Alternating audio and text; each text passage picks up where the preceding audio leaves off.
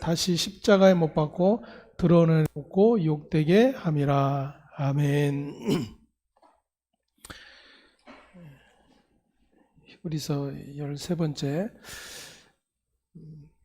6장 1절에서 6절까지 말씀을 통해서 완전한 대로 나아가라 라는 제목으로 함께 또 말씀을 공부해 보도록 하겠습니다.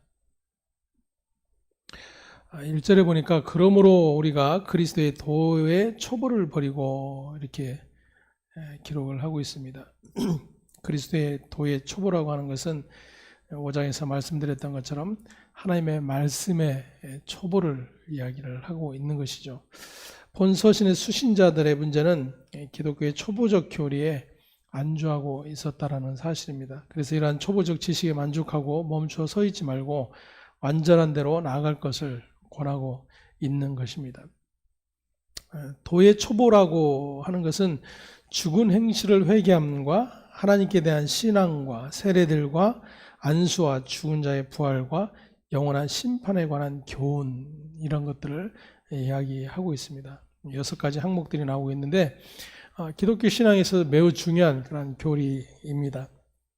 사도는 이 교리들이 무익한 것이라고 말하고 있는 것이 아니라 여기에만 머물러 있으면 안 된다라고 하는 것을 강조를 하고 있습니다. 이제 완전한 대로 나아가라 이렇게 권고를 하고 있습니다. 기초에 머물러 있지 말고 그 기초 위에 집을 든든하게 세울 것을 말씀을 하고 있는 것이죠. 이 6가지의 교리들을 이야기하고 있는데 회개, 하나님에 대한 믿음, 세례, 안수, 죽은 자의 부활, 그리고 영원한 심판, 이런 것들은 예수 그리스도와 뗄래야 뗄 수 없는 그런 내용들이라고 하는 사실을 먼저 기억할 수 있어야 합니다. 그래서 교훈의 털을 다시 닦지 말고 완전한 대로 나아가라고 하는 이 말은 그리스도를 알아가는 지식으로 나아가라라는 그런 의미로 해석을 할 수가 있습니다. 빌립보서 3장 우리 3절에서 5절에서 9절까지 말씀 우리 함께 한번 찾아서 확인을 해 보겠습니다. 빌립보서 3장 5절에서 9절.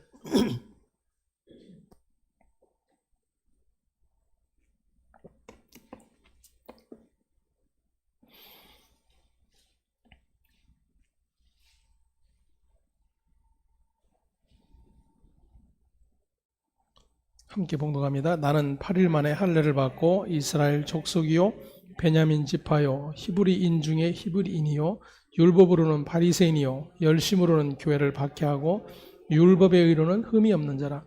그러나 무엇이든지 내게 유익하던 것을 내가 그리스도를 위하여 다 해로 여길 뿐더러 또한 모든 것을 해로 여김은 내 주 그리스도 예수를 아는 지식이 가장 고상하기 때문이라.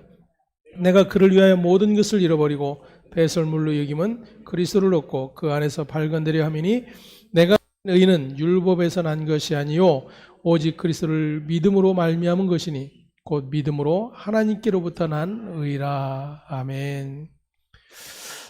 지금 히브리서 기자가 권면하고 있는 내용 역시도 마찬가지입니다. 율법에서 난 의가 아니라 오직 그리스도를 믿음으로 말미암은 하나님의 의를 배우는 일에 나아가라, 그렇게 이제 말을 하고 있는 것이죠. 왜냐하면 당시 지금 이 말씀의 대상자들은 예수 그리스도가 자신들의 구주이며 자신들을 이끌어낸 하나님의 은혜와 긍휼이라고 믿고 있음에도 불구하고 그 믿음의 자리에서 이탈하는 일이 지금 생기고 있는 것이었죠. 그래서 그러면 그들이 알고 있는 그 믿음의 지식, 그것이 도대체 어떤 역할을 하고 있는가? 결국은 자신들이 알고 있던 그 믿음의 지식이 견고한 진을 이루어주고 있지 못하다는 그런 반증이기도 한 것이죠.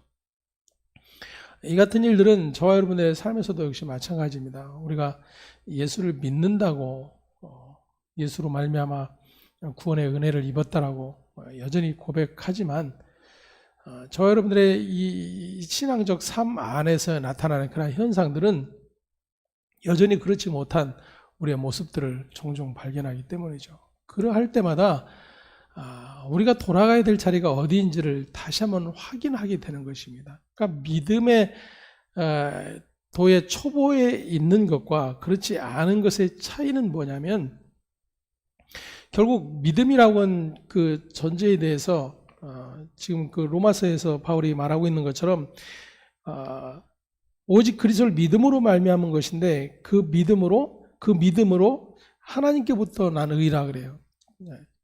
하나님께로부터 주어진 의, 이것이 하나님의 백성들에게 주어진 선물인데, 그러면 그 선물을 받은 자의 자리에 있다라고 하는 것, 결국 그 믿음의 견고한 가운데 있다라고 하는 것은 얼마나 바울이 지금 자신이 고백하고 있는 것처럼 자기의 모든 행위적 율법적 행위를 가지고 그 의의 자리로 나아가려고 애썼던 그러한 일들, 그러한 일들이야말로 믿음의 초보일 뿐만 아니라 오히려 하나님을 알지 못하던 그러한 행위였다라고 하는 것을 고백하고 있죠. 그렇다면 지금 다시금 유대교로 돌아가려고 하는 자들은 예수 그리스도로 말미암은 하나님께로부터 난 그 믿음이 주어진 그 의에 대한 그 자리에 견고하게 서 있는 상태가 아니라 그것을 다시금 뒤로 던져버리고 어디로 돌아가는 거예요? 자신들의 옛 자리로 돌아가려고 하는 그런 모습이 나타나고 있는 거죠. 행위적 그런 율법의 의의 자리에 서 있기를 원하는 그런 모습들이 드러나고 있다는 것입니다. 여러 번 설명드렸지만 사실은 이러한 것들이 우리에게는 굉장히 익숙하고 편리하기도 하고 또 편하기도 합니다. 때문에 우리의 이 죄된 육신의 속성은 끊임없이 나의 평안함의 자리로 계속해서 나아가고자 하는 그런 욕구들이 있는 거죠. 신앙적인 것 역시도 마찬가지입니다. 때문에 하나님의 말씀 앞에서 비춰진 저와 여러분들의 죄됨과 또 불순종과 믿음 없음에 대한 그러한 고통보다는 여전히 하나님 앞에 무언가를 하고 그것을 통해서 나의 믿음의 자리를 확인하려고 하는 그러한 것들이 더 익숙하다는 거예요. 그리고 그러한 일들은 나에게도 기쁨이 될 뿐만 아니라 다른 사람들에게도 내어놓을 수 있는 그런 근거들이 되는 것입니다. 하지만 하나님의 말씀 앞에서 비춰진 나의 연약함과 나의 믿음 없음과 나의 추함과 이런 모든 것들은 다른 사람들에게 드러내기조차도 부끄러운 그런 일들이 될 수밖에 없죠. 그렇기 때문에 여전히 우리는 나의 그런 영광의 자리를 추구하는 그런 대로 나아가는 그런 모습들이 더 드러날 수밖에 없는 것입니다. 사도는 믿음의 초보를 버리라, 그리고 완전한 대로 나아가라, 그렇게 가르쳐 주고 있습니다. 기독교의 초보적 교리에서 떠나 그리스도를 알아가는 일은 하나님의 은혜가 부어질 때만 가능한 일이라고 하는 것을 먼저 전제해야 하는 것이고요. 왜냐하면 인간은 단순히 그리스도를 믿는 것에 만족하지 못하기 때문입니다. 결코 믿음으로 안식을 누리지 못하는 그런 존재들이에요. 그래서 내가 원하는 안식이 주어질 때 이것이 참된 안식이구나, 나에게 평안이 주어졌구나라는 그런 인식을 하게 된다는 거예요. 하지만 이러한 것들은 우리의 믿음이 아니어도 상관없는 일들이에요. 예를 들어서 저와 여러분의 어떤 염려와 걱정, 근심거리가 생겼는데 그 안에서 평안을 누리지 못합니다. 믿음은 우리에게 주님이 함께 계시고 주께서 주권자 되심을 믿고 평안의 자리, 그 안식의 자리에 있기를 우리에게 말씀하고 계신데 우리는 여전히 그렇지 못해요. 근데 그러한 주님이 말씀하신 주님의 그 평안보다도 더 우리에게 실제적으로 다가오는 평안은 뭐겠어요? 그 문제의 해결이죠. 문제가 나에게 염려가 되는, 근심이 되는 그런 어떤 것들이 내게서 사라지면 그것이 평안이 되는 거예요. 이것은 믿음과는 상관없는 평안입니다. 그리스도의 믿음은 그렇게 내게 주어진 어떤 것들이 해결되어져서 사라지는 그런 안식과 평안이 아니라 믿음 안에서 주어진 안식과 평안이라는 거예요. 그것이 오늘 오전에도 살펴본 것처럼 야고보의 죽음이나 베드로의 구출이나 상관없는 일이 되는 거예요. 동일한 그 평안이 임할 수 있는 그러한 상황 가운데 있는 일이 바로 믿음 안에서 일어나는 일이라고 하는 것을 가르쳐 주거든요. 그렇다면 다시금 그 유대교로 돌아가는 그러한 자들에게 지금 권면하고 있는 내용 역시도 마찬가지죠. 결국은 자신들이 원하는 평안의 자리로 나아가려고 하는 일이기 때문에 그것은 결국 믿음과는 상관없는 일이 될 수 있다는 것을 경고하고 있는 것이죠. 그래서 이 히브리서 6장에 특히 이제 5절, 3절, 4절, 5절, 6절 이제 이 부분의 해석이 굉장히 이제 많은 논란을 일으키고 해석이 어려운 그런 말씀입니다.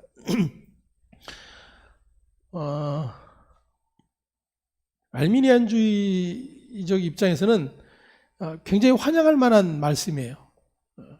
왜냐하면 하나님의 은혜로 구원을 받았어도 그가 하나님 앞에서 그 믿음을 지키지 못하면 어떻게 되는 거예요?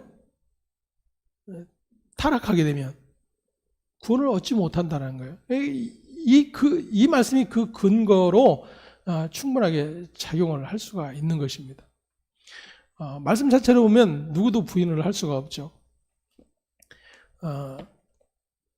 5절부터 6절까지 말씀을 함께 다시 한번 봉독합니다. 하나님의 선한 말씀과 내세의 능력을 맛보고도 타락한 자들은 다시 새롭게 하여 회개할 수 없나니. 어떻게 할 수 없다고요? 새롭게 다시 회개할 수 없다 그래요. 그럼 타락한 자들은 어떻게 되는 거예요? 영영 구원을 받지 못하는 거죠. 그러니까 보십시오. 왜 이런 말씀들에 대해서 우리가 그 견고하게 서지 못하는가? 결국 이러한 일조차도 결국 하나님의 말씀의 초보 가운데 있다라는 그런 증거이기도 하는 거예요. 교리에 대한 그런 초보에 있기 때문에 늘 하나님의 말씀 앞에서 그 믿음을 드러내지 못하는 그런 모습들을 보게 되는 거죠. 그러면 타락한 자,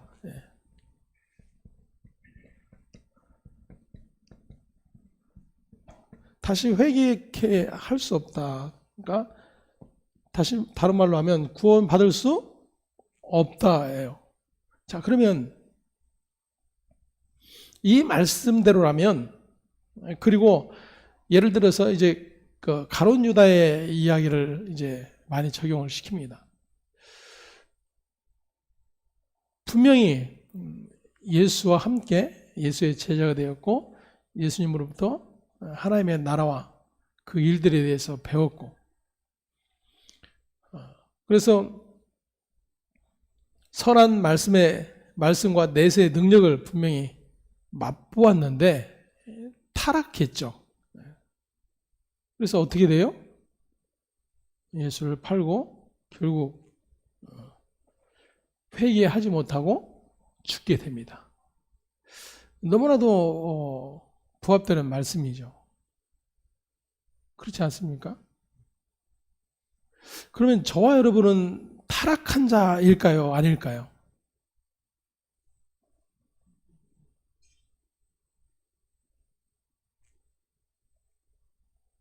저 여러분 타락한 자요 아니에요?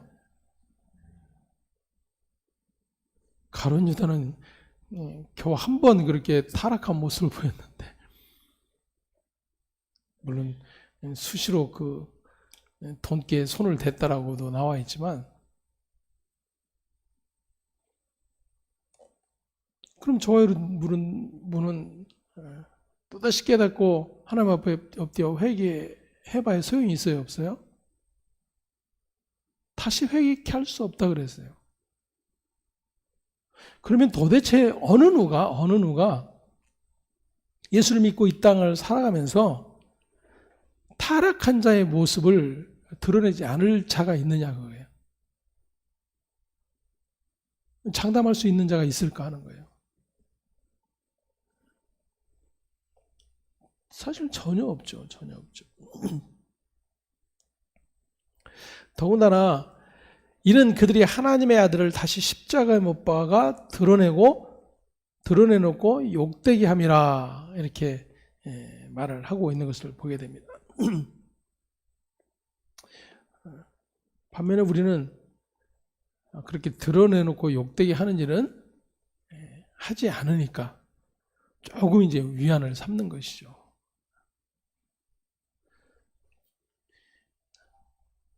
이 의가 무엇인지,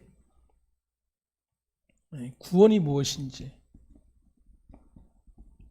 이러한 것들이 성경을 통해서 정리가 되지 않으면 늘상 휘둘리는 거예요. 늘상.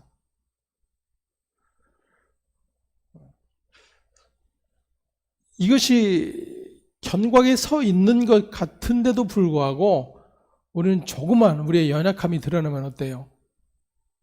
자유로운가요? 하나님 앞에서 자유로운 존재로 서 있어요?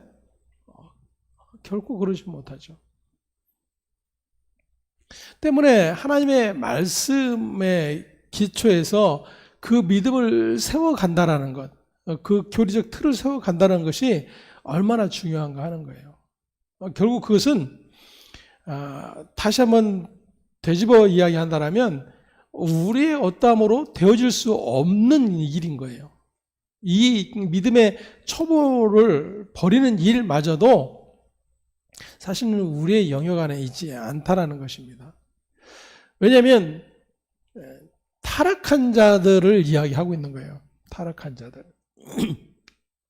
결국 그럼 타락한 자들이라고 하는 것은 예수 그리스도를 믿고 그리고 그 은혜를 맛보았음에도 불구하고 다시 죄를 짓고 옛 자리로 돌아가는 상태를 말하는 것이 아니에요. 타락한 자들이 무엇을 얻을 수 없다고요? 구원을 얻을 수 없다 그랬어요. 그러면 창세기에 하나님께서 에덴을 만드시고 아담과 하와를 만들어 놓으셨어요. 그리고 선악을 알게 하는 나무, 생명나무도, 그리고 각종 열매를 맺는 많은 나무들도 동산에 놓아두셨어요. 완전한 상태에서 무엇이 일어났어요? 이 타락이 일어났어요. 이것을 다시 한번 설명하면 하나님이 그렇게 만들어 놓으시는 완전한 상태에서 타락이 일어났기 때문에 책임이 누구에게 있는 거예요? 누구에게 있는 거예요?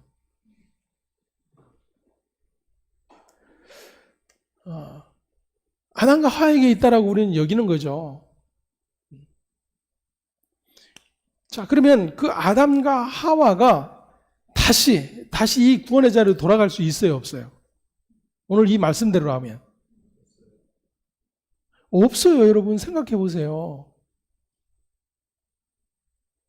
하나님의 은사를 맛보고, 여러분 아담과 하와처럼 그 모든 것들을 누린 자들이 있을까요? 하나님과 완전하게 소통한 자들이 있었을까요? 없었어요. 그럼에도 불구하고 그들은 타락한 자가 되어버렸어요. 그러면 다시 회개케하여 구원을 얻을 수 있어요? 예, 없어요. 그러면 그들에게는 해당이 되지 않는데 우리에게는 해당이 될까요? 예, 천부당 만부당입니다. 근데 이 같은 사실들에 대한 이해를 우리가 갖지 못하니까 여전히 그러한 연약함을 우리가 갖고 있는 것이죠. 그러면 이 타락한 자들을 새롭게 하여 구원을 얻게 하시는 분이 누구예요? 하나님 그분이세요. 하나님이세요. 그러니까 주권이 누구에게 있어요? 하나님께 있는 거예요. 바울이 지금 이야기했던 것처럼 내가 가진 의는 율법에서 난 것이 아니요. 그래. 율법에서 난 것이 아니요. 자, 만약에 이 타락한 아담과 하와가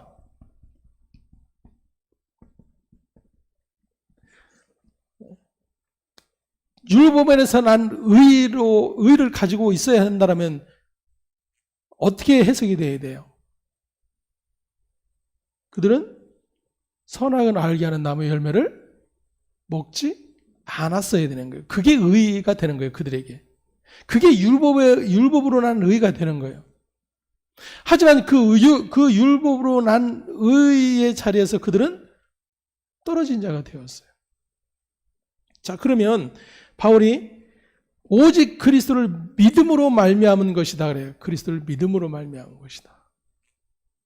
자, 하나님께서 무슨 일을 지금 펼쳐놓고 계신가를 우리가 보아야 됩니다.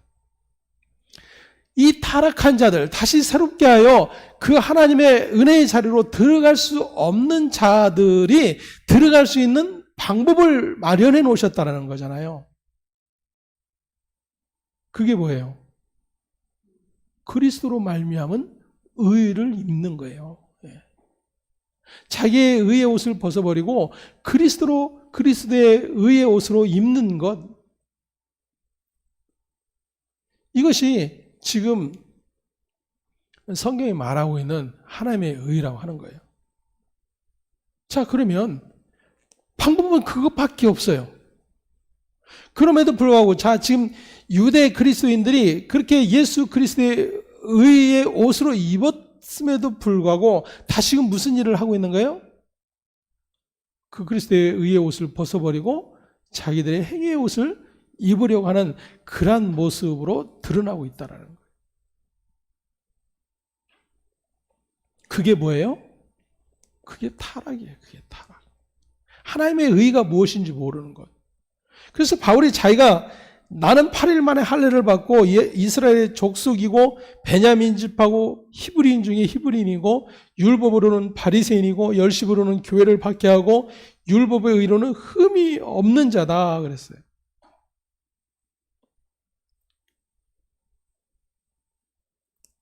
지금 바울이 자기 자랑을 하는 것이 아니라 지금 율법의 의로 말한다라면 그런 뜻이요. 율법의 의로 말한다라면 나는 그 의의 모든 조건을 갖추고 있는 자이다라는 거예요.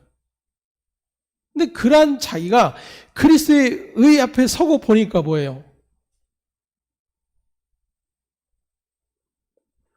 그게 악함이에요. 그게 타락이에요, 여러분. 그게.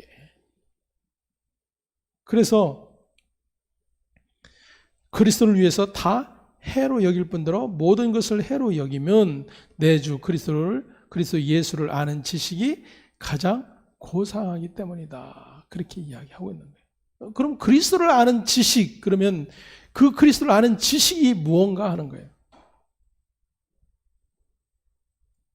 바울이 자기의 그런 율법적 의에 대한 이야기를 다 이야기를 했어요.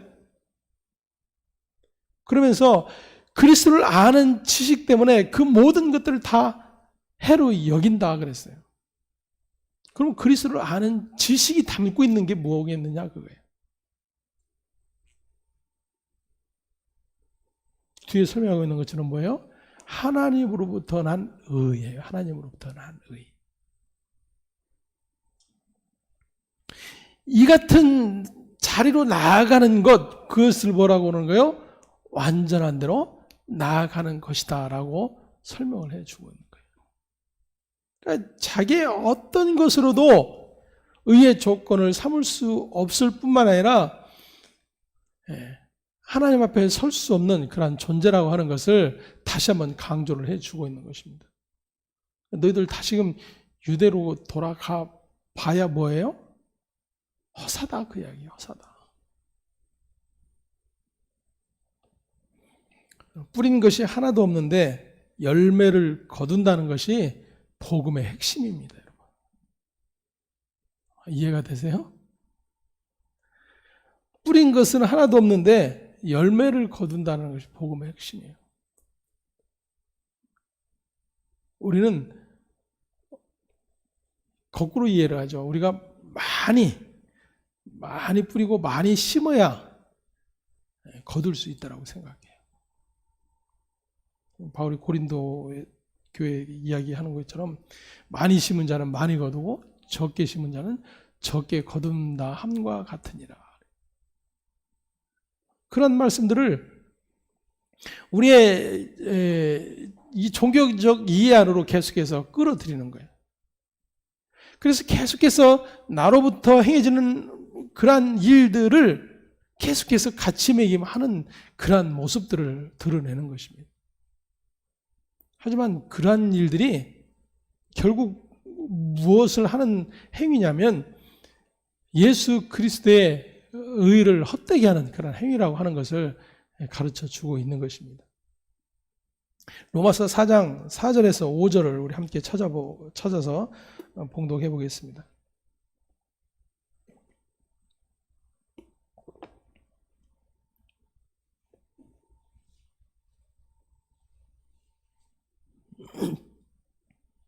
로마서 4장 4절에서 5절. 일하는 자에게는 그 삭시 은혜로 여겨지지 아니하고 보수로 여겨지거니와 일을 아니할지라도 경건하지 아니한 자를 의롭다 하시는 일을 믿는 자에게는 그의 믿음을 의로 여기시나니. 아멘. 일한 자에게는 그 삭시 무엇로 여기지지 않는다고요? 은혜로 여기지를 않는 거예요. 왜? 대가로 여기지는 거예요. 근데 이 대가로 여기지는 신앙생활에 많은 사람들이 몰두해 있다는 거예요. 그래서 열심내는 그런 모든 행위를 가지고 하나님과 계속해서 무엇을 하냐면 딜을 하는 거예요. 하나님과. 여러분 한번 생각해 보세요. 하나님 앞에서 정말로 내가 심판받을 엄중한 죄를 지었다고 생각해 보세요. 그러한 자가 하나님 앞에 엎드려 간절하게 내 문제를 해결해 달라는 기도를 하게 될까요? 그런 분 보셨어요? 저 여러분이 그런 적 있어요? 만약에 그러할지라도 우리는 우리의 그 죄됨을 하나님 앞에 고백하고 회개하며 그 마음의 평안을 얻은 후에 하나님 앞에 그럼에도 불구하고 나를 불쌍히 여기시고 긍휼히 여기셔서 나의 이 일들을 해결해 달라고 기도하지 않습니까?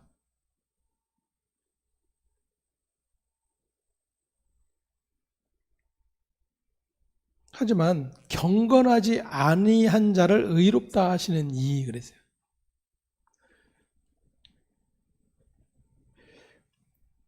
어떠한 자를요? 경건하지 아니한 자.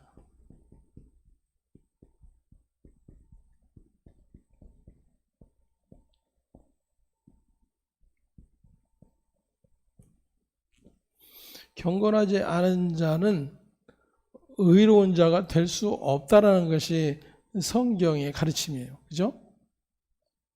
경건하지 않은 자는 의의 자리에 설 수가 없어요. 그래서 구약의 이스라엘 백성들에게는 계속해서 그 경건을 이루기 위해서 무엇을 해야만 해요? 자기 의를 쌓는 일을 해야 했어요. 그것이 하나님의 말씀을 지켜 행하는 일들이었어요. 그래서 그것을 통해서 자신이 의롭다고 여겨지기 때문에 그 의를 위해서 힘써 나아가는 거예요. 근데 이마저도 하나님께서 그와 같은 제도를 마련해 놓으신 이유가 뜻이 무엇인지를 이해하지 못한 그런 오해 가운데서 이러한 일이었다는 것을 예수님 오신 후에 알게 되는 것이죠. 그러한 것으로는 너희가 결코 경건한 자가 될 수 없다. 내가 요구하는 의의 자리에 설 수 없다. 나의 거룩에 이를 수 없다라고 하는 것을 하나님께서 그들에게 가르쳐 주시고 깨닫게 하시기 위한 목적이었다 그랬어요. 그러면 그들이 자신들의 경건하지 않음을 버리고 계속해서 경건한 자리로 나아가려는 그 애씀을 통해서 얻어야 되는 내용이 뭐예요? 나의 이 모든 애씀과 수고와 나의 자격 조건에도 결코 하나님에 의해 도달할 수 없구나를 깨닫게 해야 되는 거예요. 그런데 그렇게 경건에 이르지 못한 자의 결국이 무엇인지를 하나님의 백성들이 알고 있죠. 하나님의 구원의 자리에 이를 수 없다라는 거죠. 그러한 자에게 주어진 하나님의 그 믿음은 무엇을 가르쳐 주고 있었어요? 그렇게 경건하지 않은 자를 의롭게 여기시는 하나님의 뜻이 어디에 있는가를 밝혀주고 있어요. 그러니까 보세요. 저와 여러분 모두가 경건하지 않은 자에 속한 자들이죠. 말씀드렸던 것처럼 모두가 타락한 자에 속한 자들이잖아요. 그러면 새롭게 하여 회개할 수 있는 자들이에요? 아니에요. 모두 다 그렇다 그거예요. 그런데 모두가 그러한 존재임에도 불구하고 그러한 우리를 어떻게 경건한 자로 여겨주시는 하나님 때문에 이게 굉장히 미묘한 그런 내용이에요. 그러면 그 근거를 어디에 두고 있느냐 그거예요. 그 근거를. 저와 여러분에 두고 있을까요? 전혀 그렇지 않아요. 하나님 그분의 언약 안에 두고 계시는 거예요. 그래서 이 타락한 자들을 다시 새롭게 하여 구원의 자료로 이끌어 가실 일을 누가 계획하셨어요? 아버지 하나님께서 계획하신 거예요. 그리고 그 계획을 아들 예수 그리스도가 이 땅에 오심을 통해서 완성해 내시는 이야기이죠. 그 영원 속에 있는 그 이야기가 영원 밖으로, 즉 역사 안으로 튕겨져 나온 일이 바로 에덴 동산의 일이에요. 이게 선행되었고 그 나중에 하나님께서 거기에 대한 보완책으로 아들을 계획하시고 아들을 통해서 구원을 얻게 할 방법을 마련해 놓으신 것이 아니라 이미 하나님의 그 영원한 언약 안에서 그 모든 일들이 완성이 된 것이 그 영혼 밖으로 튀어져 나온 일이 바로 에덴 동산의 이야기며 아담과 하와의 이야기다 그거예요. 그 이야기 안에 저와 여러분이 들어있는 거예요. 그러니까 유한한 존재인 우리는 그 무한을 이해할 수가 없는 거예요. 어떻게 그런 일이 일어날 수 있어? 그렇잖아요. 2차원에 있었던 자들이 3차원을 이해 못해요. 3차원에 있던 자들은 4차원을 전혀 이해할 수가 없어요. 왜냐하면 경험되지 않으니까. 마찬가지로 무한을 경험하지 못한 유한한 존재는 그 무한을 유한의 존재 안에서 이해해낼 수가 없는 거예요. 그래서 하나님이 우리에게 주신 것이 뭐예요? 믿음이라는 도구인 거죠. 믿음이라는 도구.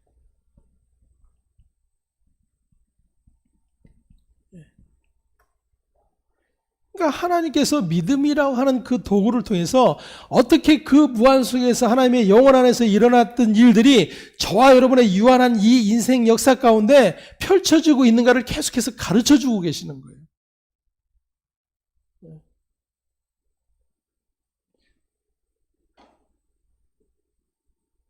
사실은 이 모든 일들을 계속해서 밝혀내고 해결해내고자 하는 인간들의 그런 탐구들이 있었죠.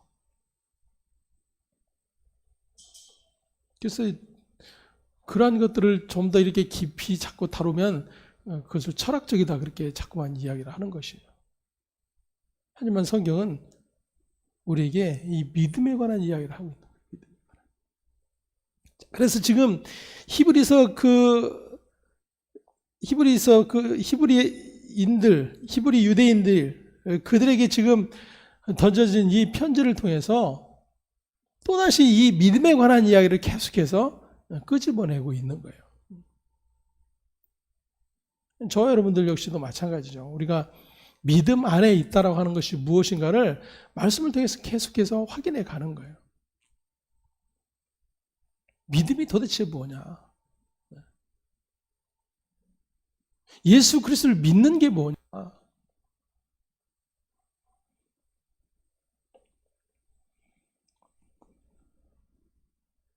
인간은 단순히 믿음 안에 거하는 것이 완전함의 길이라고 하는 말을 이해를 하지 못합니다. 그래서 본문에서 말하는 완전한 대로 나아가라는 말을 더 나은 신자가 되기 위해 뭔가를 더 해야 한다는 말로 이해를 하게 되는 것이죠. 그리고 다시 그 행위의 길로 나아가는 그러한 일들을 하게 되는 것입니다.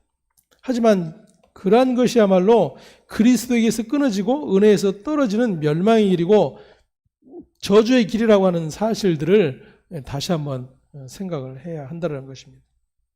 갈라디아서 5장 3절에서 4절 말씀에 바울은 이렇게 설명을 해주면 내가 할례를 받는 각 사람에게 다시 증언하노니 그는 율법 전체를 행할 의무를 가진 자라. 율법 안에서 의롭다함을 얻어야 하는 너희는 그리스도에게서 끊어지고 은혜에서 떨어진 자로다. 아멘. 그리스도에게서 끊어지고 그리스도의 은혜에서 떨어진 자가 누구인지를 확인할 수 있어야 돼요. 근데 오히려 그리스도에 끊어지고 은혜에서 떨어지는 일이라고 결론 짓는 이 사도의 이 결론의 일에 교회가 온통 열심을 내고 있다는 거예요. 믿음 좋은 사람들이 온통 그 길을 향해 달려가고 있어요.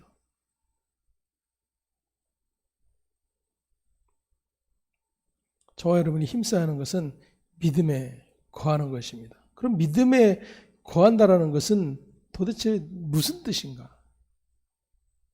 믿음에 거한다는 게 무슨 뜻입니까? 주여 믿습니다. 자꾸만 의심나는 마음들이 생기면 주여 믿습니다 그러고 믿음 주시옵소서 열심히 기도하는 것일까요? 믿음에 거하는 게 뭐겠어요? 믿음에 거하는 거.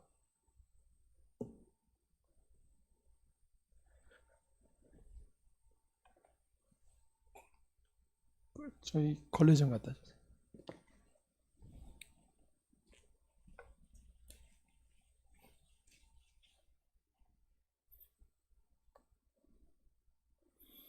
믿음에 거하는 거.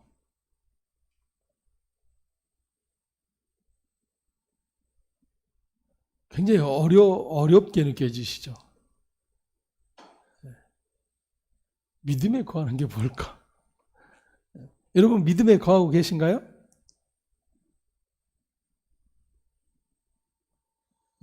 이제 그마저도 답을 못 하겠어.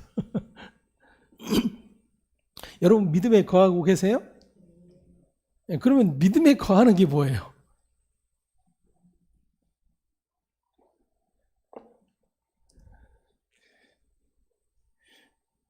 목사님 왜 이렇게 어려운지.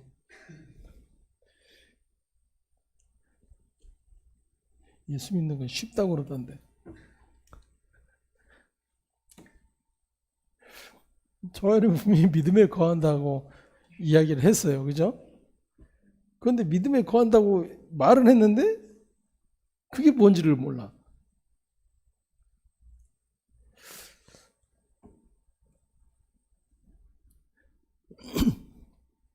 그래서 이 교리적인 부분들이 잘 정리가 돼야 돼요, 여러분. 분명 우리는 믿음에 거하는 자들이에요. 그죠? 믿음에 거하는 자들. 그러면 내가 믿음에 거하는 자라고 여기고 있는데 믿음에 거하는 게 뭘까? 성경을 통해서 이해되는 믿음의 거함이 뭘까? 앞에서 설명드렸던 내용들을 좀 종합해 보면 이런 거예요. 지금 유대교로 돌아가려고 하는 자들 역시도 그리스도를 믿는 믿음에 있는 것은 자신들에게 어떠한 것도 내세울 근거들이 되지 않아요. 그런데 유대로 돌아가는 것은 거기에서 자신들의 율법적 행위나 이런 것들을 통해서 나는 믿음의 삶을 살고 있습니다라고 제시할 근거들이 생겨요. 그렇죠? 그런데 제시도 할 수 없는 그런 믿음의 자리 때문에 엄청난 지금 어려움을 당하고 있는 거예요.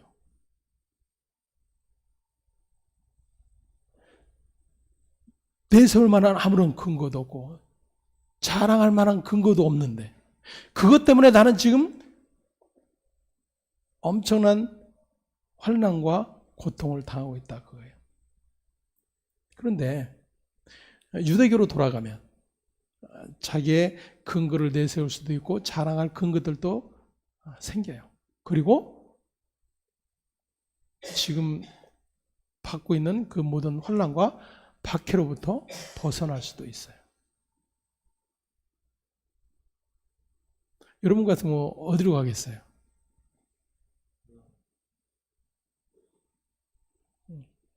가고 싶은 마음이 들지 않겠어요?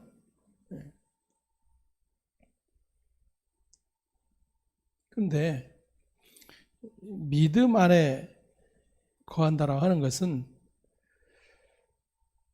자기의 행위가 아닌 누구의 행위만을 바라보는 거예요? 예수 그리스도의 행위만을 바라보는 거예요. 예수 그리스도의 행위만을 바라보는 것, 그것이 뭐예요? 믿음 안에 거하는 거예요. 믿음 안에 거하는 거예요. 자, 그 그리스도의 행위만을 바라보는 그 믿음 안에서의 자기는 있을까요? 없을까요? 없어요. 그러니까 자랑할 근거뿐만 아니라 오히려 자랑하지 못할 어떤 근거도 자기에게 주어져 있잖아요.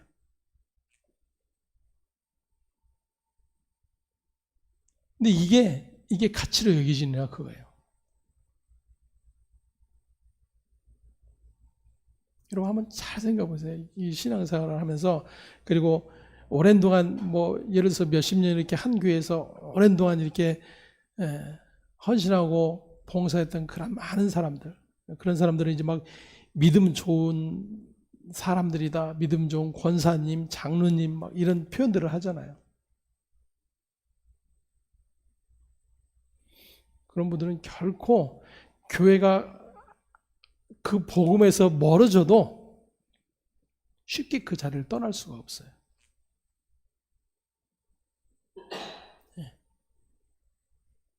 떠날 수가 없어요. 왜냐하면 내 모든 근거가 거기에 있기 때문에. 내 모든 젊어서부터의 모든 삶의 모든 수고와 애씀이 거기에 담겨 있기 때문에. 내가 동일한 믿음을 가지고 다른 교회로 간다고 할 때 어떻게 했어요? 내가 옮겨진 그 교회에서 동일한 대우와 여김을 받을 수 있을까요? 그럴 수 있어요? 생뚱맞게 던져지는 거잖아요. 나의 모든 행위를 누구도 기억할 수 있는 사람도 없고 알 수 있는 사람도 없어요. 여러분 그것처럼 견디기 힘든 건 없어요. 신앙생활 하면서. 그래서 이단이 아니면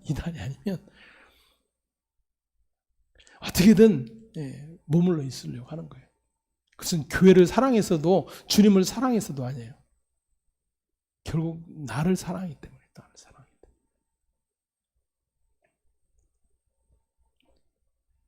믿음 안에 거한다라고 하는 것은 그런 나의 행위가 없어지는 거예요. 누구의 행위만을 바라는 거예요? 예수 그리스도의 행위만을 바라보는 거예요. 그러면 이제 다시 한번 질문을 해보자고요. 저와 여러분들이 믿음 안에 거하는 자인가요? 쉬운 답이 아니에요. 쉬운 답이 아니에요. 우리는 늘 그냥 짜여진 각본처럼 이야기는 너무 잘해요. 들은 것이 많으니까.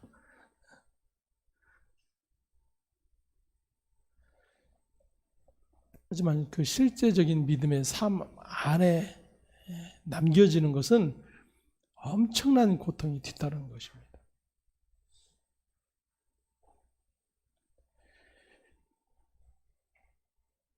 저와 여러분들이 힘써야 하는 것은 바로 믿음에 거하는 것입니다. 행위로 나아간다는 것은 자기 의로 하나님 앞에 나아가겠다는 그러한 결론을 얻을 수밖에 없습니다. 이것이 바로 유대인들의 신앙관이었어요. 그래서 로마서 10장 2절에서 3절에 바울이 이렇게 이야기합니다. 내가 증언하노니 그들이 하나님께 열심히 있으나 올바른 지식을 따른 것이 아니니라. 하나님의 의의를 모르고 자기 의의를 세우려고 힘써 하나님의 의의에 복종하지 아니하였느니라. 이게 단순한 말씀 같은데 보세요. 하나님의 의의를 모르고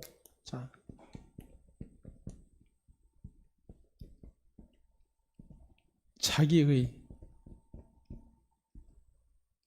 의의를 세우려고 힘써 하나님의 의의에 복종하지 않은 것이다 라고 결론을 내려요. 그러면 구조가 이런 구조가 생기는 거예요. 자기의 의의를 세우면 세울수록 하나님의 의의는 어떻게 되는 거예요? 사라지는 거예요. 사라지는 거예요.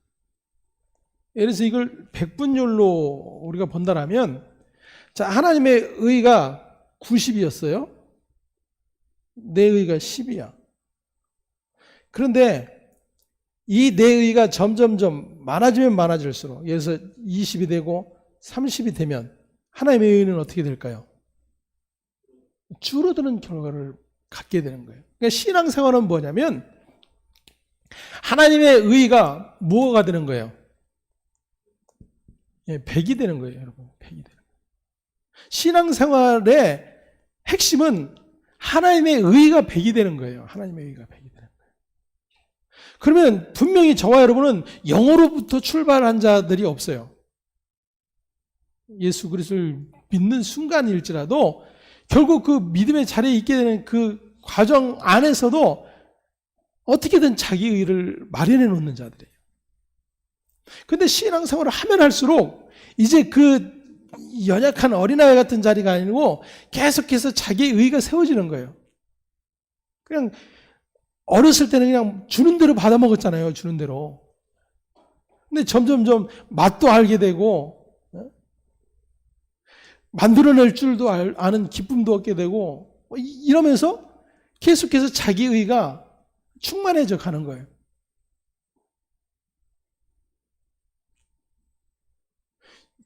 그게 유대인들의 신앙 안에 나타난 모습입니다.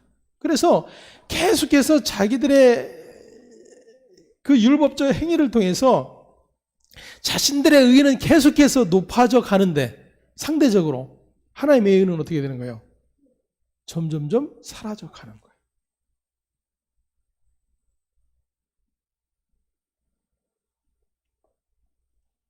이게 저주예요. 이게 저주.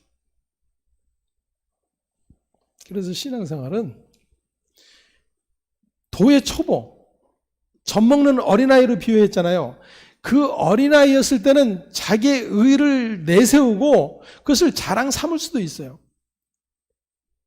근데 신앙이 자라가면서 그 하나님의 은혜를 알아가면 알아갈수록 점점점 어떻게 되는 거예요? 자기 의의가 벗겨져 가는 거예요. 다른 사람이 여길 때는 그 의의가 더 많아지는 것 같은데 실제적인 본인에게는 그 의의가 계속해서 벗겨져 나가는 일들이 일어나는 것을 신앙생활이라 그러는 거예요. 근데 말씀드렸던 것처럼 이게 굉장히 힘든 일이라니까요.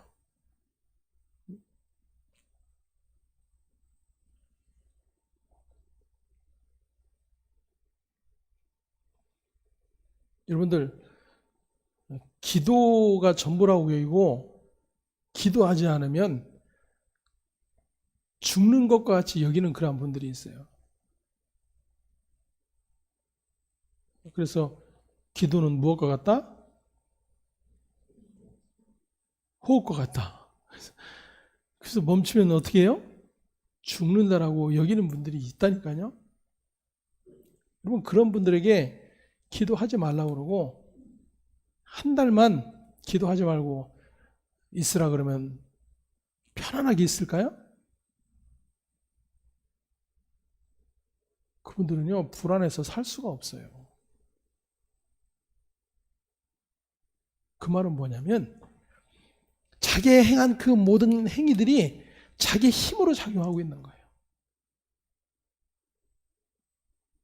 그게 의인 줄을 몰라요. 본인들은. 그래서 그걸 해야만 살 수 있다라고 여기는 거예요. 하나님의 백성된 자, 그리스도의 생명을 얻은 자들은 무엇으로 사는 자들이에요? 예수의 생명으로 사는 자들이거든요.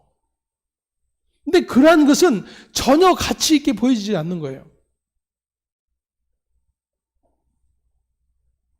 그건 별로 믿음 좋은 것처럼 여기지도 않고.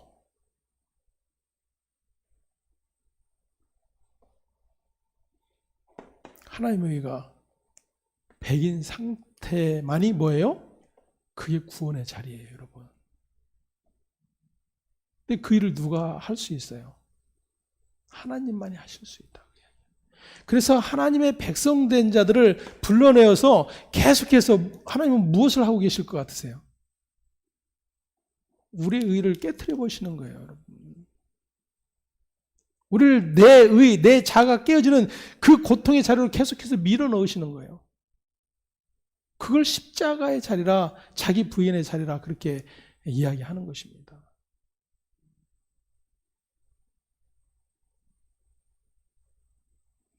인간의 어떤 의도 하나님 앞에서는 다 더러운 옷과 같이 부정한 것 뿐입니다. 하나님 앞에 서기 위해서 완전한 의가 필요한 것입니다. 수없이 우리가 또 확인해 보지만 하나님께서 유대인들에게 율법을 주신 의도는 그 율법의 의로 하나님 앞에 서는 것이 가능한지 스스로 판단해 보고 그것이 불가능하다는 것을 깨달으라고 주어진 것이에요. 하지만 이를 알지 못한 채 율법의 행위의 의의를 앞세워 하나님 앞에 나아가려고 열심을 내는 일에 급급했던 것을 알 수가 있습니다. 그 일에 가장 앞장섰던 자들이 바로 바리새인과 서기관들이었어요. 그래서 주님이 마태복음 5장 20절에 이렇게 말씀하십니다. 내가 너희에게 이르노니 너희 의가 서기관과 바리새인보다 더 낫지 못하면 결코 천국에 들어가지 못하리라. 그랬어요. 예수님께서 예수님의 제자들에게 말씀하시기를 너희의 의가 누구보다 서기관과 바리새인들의 의보다 더 낫지 못하면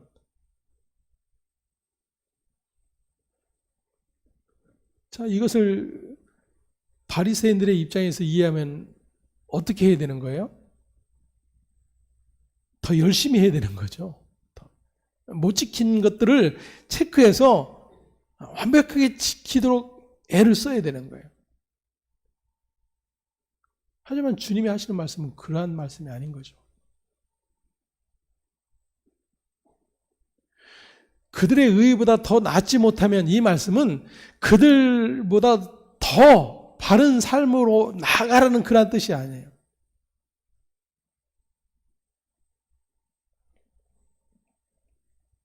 그들의 의의가 99라면 너희의 의의는 무엇이 되어야 된다는 거예요? 100이 되어야 된다는 거예요. 근데 그 100을 이룰 수 있는 존재가 있어요, 없어요? 없어요. 그것을 아는 자들은 그 100의 의가 되시는 누구를 의지할 수밖에 없어요. 예수 그리스도를 의지할 수밖에 없는 거예요. 그게 더 나은 의예요. 그리스도의 행위만을 바라보는 것, 그것이 더 나은 의지 그들보다 더 많은 애씀과 노력을 갖추어라는 그러한 이야기 아니에요. 근데 오늘날 교회가 여전히 그렇게 이해하고 그렇게 애쓰려고 하는 그러한 일들이 너무나도 많이 일어나고 있는 것입니다.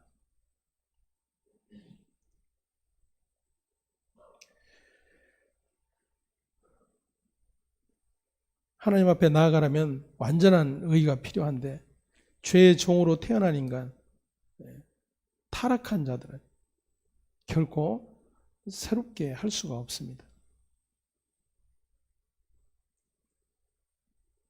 그래서 그를 믿음으로 완전한 의를 얻도록 하나님께서 방편을 제시해 주신 것입니다.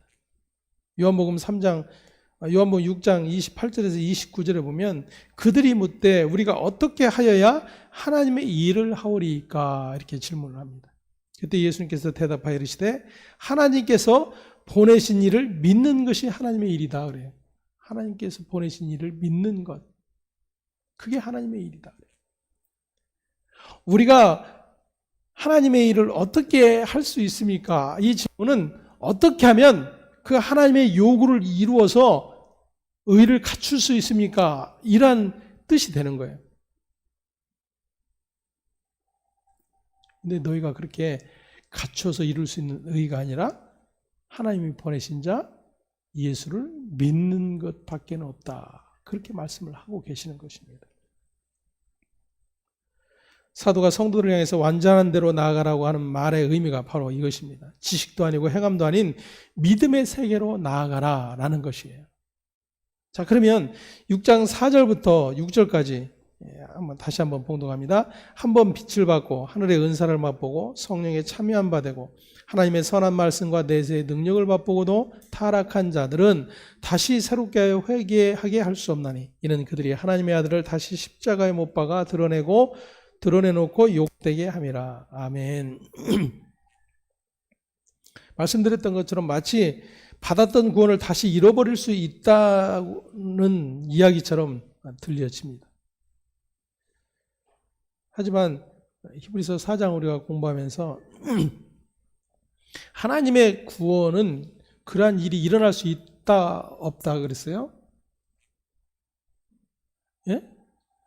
없다 그랬죠. 그거 없는데 예외 생길 수 있는 걸까요? 그럴 수 없어요. 없으면 그것이 끝까지 없는 거예요. 그러면 이 말씀이 지금 상징하고 있는 것은 무엇인가? 말씀에 비춰보면 이들은 거듭난 적이 없는 자들임이 분명합니다. 거듭난 적이 없는 자들. 그러니까 예수님께서 요한복음에 3장에서 니고데모와의 대화를 하시죠. 어떻게 해야 영생을 얻을 수 있습니까?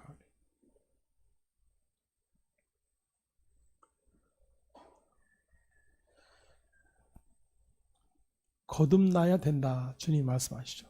그러니까 니고데모가 예수님께 묻기를 그럼 엄마 뱃속에 다시 들어갔다 나와야 됩니까? 이렇게 얘기하는 거예요. 다시 태어남, 다시 새롭게 됨에 대한 이야기를 니고데모는 그렇게 육신의 이야기로 이해를 한 거예요. 그때 주님께서 그에게 가르쳐 주신 말씀이 뭐예요? 그렇게 거듭남은 엄마 뱃속에 들어갔다 나와서 될 수 있는 일. 네가 수십 번, 수백 번을 들어갔다 나와도 거듭날 수가 없어. 거듭남은 위로부터 주어지는 거야 라고 설명을 해주세요. 자, 우리가 요한복음을 공부했습니다. 그러면서 이 위로부터 주어지는 그 하나님의 구원의 은혜와 선물이 무엇인가를 확인했어요. 즉 거듭날 수 있는, 거듭난 자라야 하나님 나라에 갈 수 있고 하나님을 볼 수 있다고 그랬는데, 그러면 그 자격을 얻을 수 있는 조건이 누구에게 있다 그러는 거예요? 우리에게 없다라는 거예요. 지금 내가 이 세상에 살면서 죄에 찌들고 악한 것들에 마음을 빼앗겨서 죄된 것들만 생각하고 죄를 수없이 지어서 전 수없이 그런 생각을 했었어요. 다시 엄마 뱃속에서 들어갔다 나온다라면, 다시 말하면 다시 태어난다라면 내가 이처럼 살지는 않을 거야. 이런 죄를 짓지는 않을 거야. 나의 그런 죄됨을 바라보면서 그렇게 탄식할 때가 한두 번이 아니었어요. 그런데 엄마 뱃속에서 다시 나와도, 수십 번을 다시 나와도 해결될 수 없는 문제예요.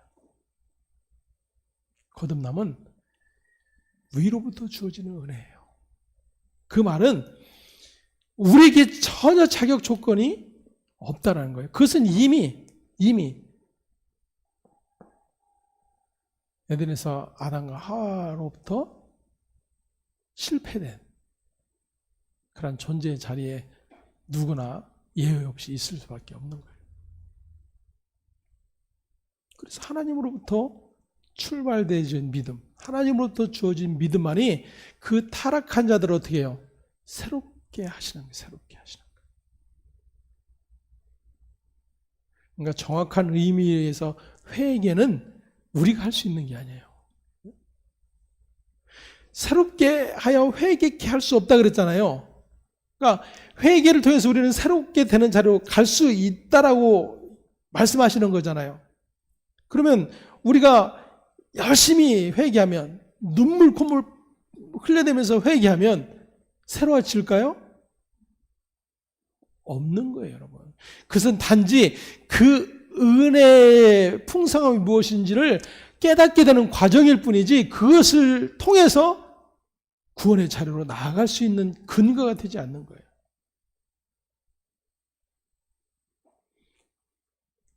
때문에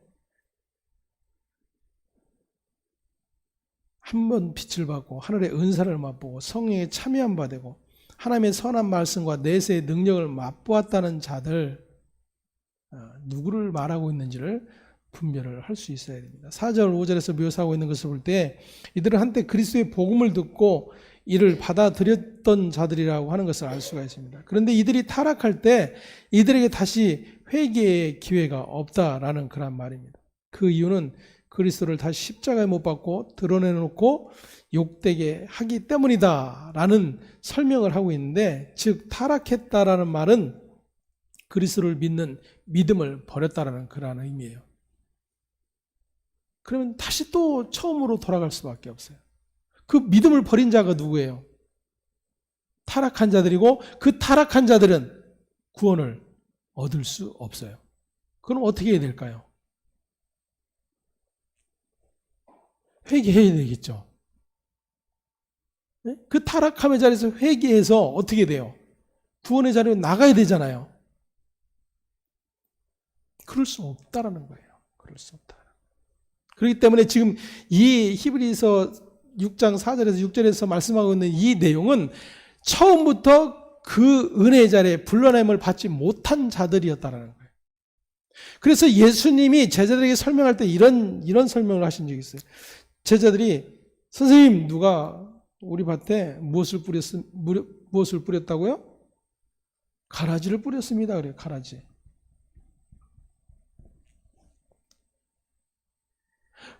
뽑을까요? 그러니까 뭐라 그래요? 그냥 두어라. 그 가라지를 뽑다가 우리 알고까지 뽑을까 염려하노라. 그냥 놔두면 나중에 알고가 가라지는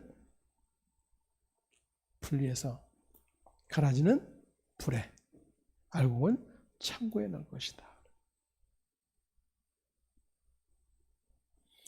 여러분, 밭에서 같이 자라요. 같이 자라요.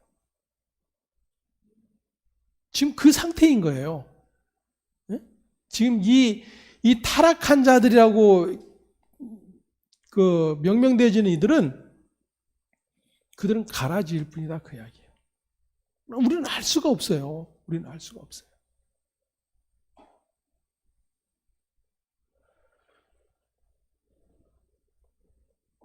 때문에 가룟 유다의 이야기를 통해서 이 같은 사실들과 확인을 할 수가 있습니다. 자, 가룟 유다를 볼 때에 그는 가라지였을까요? 알곡이었을까요?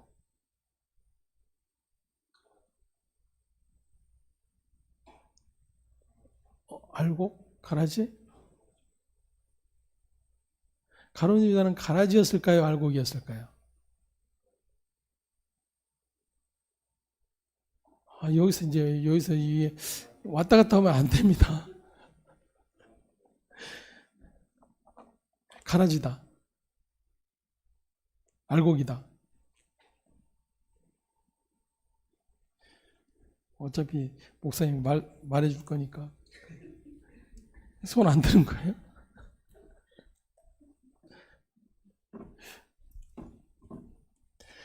예.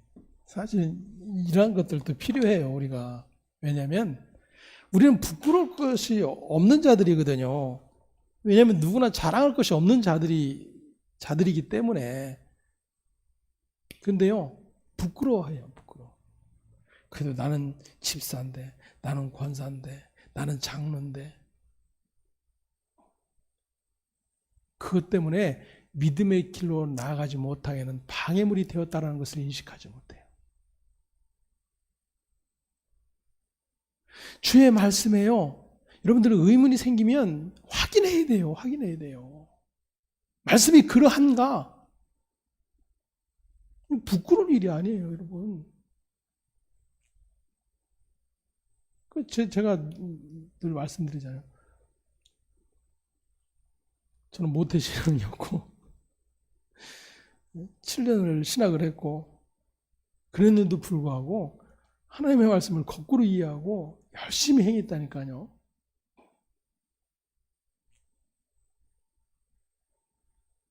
목사님들하고 성경 얘기하면요, 쌈나요. 웃기지 않아요? 목사님들끼리 성경 얘기를 하면 막 더 그러한가, 정말 성경이 그러한가, 이렇게 들어가야 되는데 싸움이 난다니까요. 너만 목사냐? 너만 오르냐? 이래요. 그러니까 성경에 대한 이야기를 할 수 없어. 신자들도 마찬가지예요.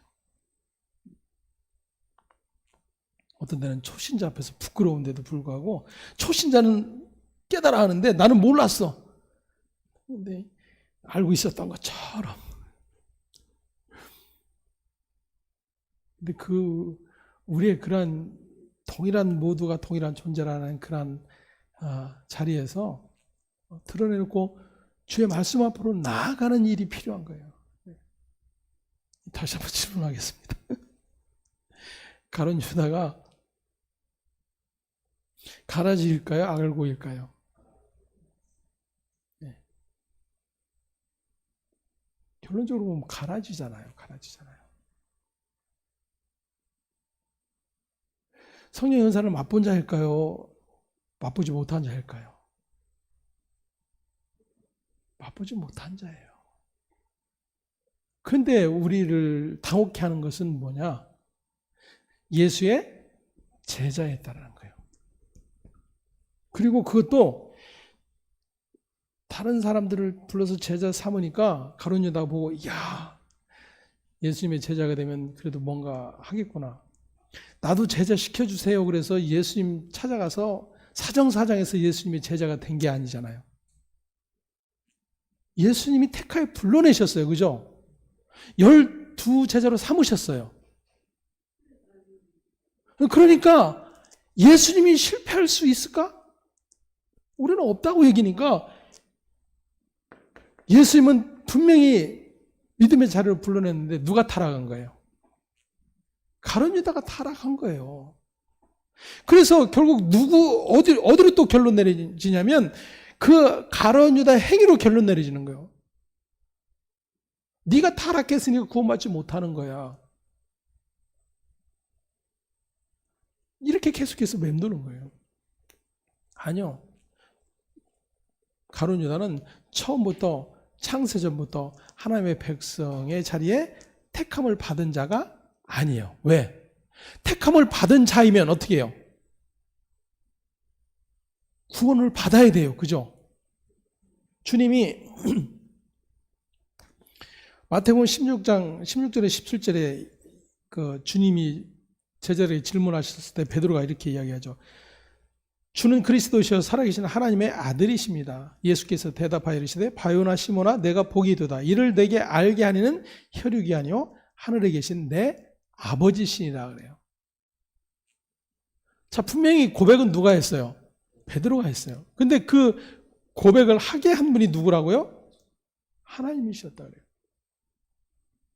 자, 잘 아는 대로 다른 제자들 모두가 예수를 버렸어요. 베드로는 3번씩 부인하며 저주하면서까지 예수를 버렸어요. 타락한 거예요, 아니에요? 우리 신앙의 개념으로 보면 타락한 자예요, 아니에요? 그가 회개했다는 내용이 성경에 나옵니까?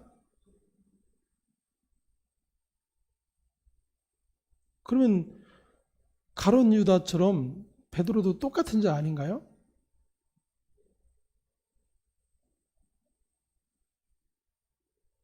근데 다르잖아요. 뭐가 달라요? 그들의 행위가 다른 게 아니고 무엇이 달라요? 하나님의 행위가 달라요. 하나님의 행위가. 이게 성경이 말하는 거예요. 사람의 행위에 근거를 두지 않고 하나님의 행위에 근거를 두고 있다는 거예요. 하나님께서 창세전에 베드로와 다른 제자들은 무엇으로? 알곡으로 부르신 거예요. 가룟 유다는. 그러면 그 가라지와 알곡의 차이가 무언가, 하나님이 무엇을 가라지로 여기고 무엇을 알곡으로 여기시는가를 드러내는 도구로 사용되지는 거예요. 가룟 유다는. 이해가 되세요? 그냥 하나님이 불완전하시고 하나님이 잘못 알아보신 것도 아니고 하나님 창세 전에 이미 그것을 완성해 놓으신 이야기예요. 그것을 우리는 야곱, 에서의 이야기를 통해서 확인했죠. 그들의 복중에서 나오기도 전에 하나님은 누구를 사랑하셨다고요? 야곱을 사랑하고 에서는 미워하였다 함을 들었거니와. 도대체 엄마 뱃속에서 나오지도 않았는데 무슨 잘못이 있고 무슨 선함이 있어서 그 차이를 두느냐 그거예요. 그게 하나님의 주권이고 하나님의 택하심이에요. 그러면 그 택하심을 잊게 된 자는 하나님 앞에 할 게 뭐가 있어요? 오직 감사, 찬송밖에 없는 거예요. 자기의 어떤 것도 근거가 되지 않아요. 그분의 은혜와 긍휼이 근거가 될 뿐이에요. 그래서 아까 말씀드렸던 것처럼 신앙생활은 자기의 근거로 계속해서 이것을 채워가는 것이 아니라 어떻게 하는 것이다? 비워가는 것이다. 그래서 결국에 예수의 의가 100이 되는 자리가 어떤 자리예요? 그게 구원의 자리인 거예요, 여러분.